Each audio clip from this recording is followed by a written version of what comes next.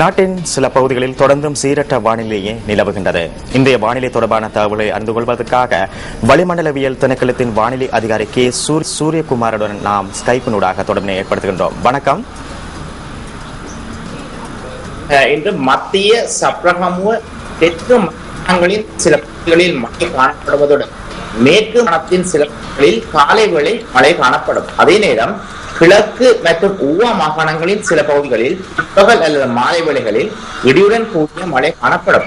இந்த இடியுடன் கூடிய மழை காணப்படும் சந்தர்ப்பங்களில் காற்றானது சற்று பலமானதாக வீசும். கடற்பிராந்தியங்களை பொறுத்தவரையில் இலங்கை தீவை சுற்றியுள்ள ஆழ்கடல் பிரதேசங்கள் பலவற்றில் மழை காணப்படும். முக்கியமாக புத்தளம் முதல் கொழும்பு காலியூடான அம்பாந்தோட்டை வரையான ஆழ்கடல் பிரதேசங்களில் இடியுடன் கூடிய மழை காணப்படும்.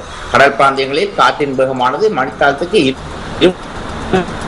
20 கிலோமீட்டர் முதல் 40 கிலோமீட்டர் வரையான வேகத்தில் தென் மேற்கு திசையிலிருந்து காற்று வீசும். மாத்தறை முதல் அம்பாந்தோட்டை ஊடான பொத்துவில் வரையான ஆழ்கடல் பிரதேசம் மற்றும் புத்தளம் முதல் மன்னார் காங்கேசன்துறை ஊடான திருகோணமலை வரையான ஆழ்கடல் பிரதேசங்களில் இடையிடையே காற்றின் வேகமானது மணித்தாளத்துக்கு 50 கிலோமீட்டர் முதல் 60 கிலோமீட்டர் வரை அதிகரித்து வீசுவதன் காரணத்தினால் மேற்சொல்லப்பட்ட இந்த ஆழ்கடல் பிரதேசங்கள் இடையிடையே சற்று கொந்தளிப்பாகவும் காணப்படும்.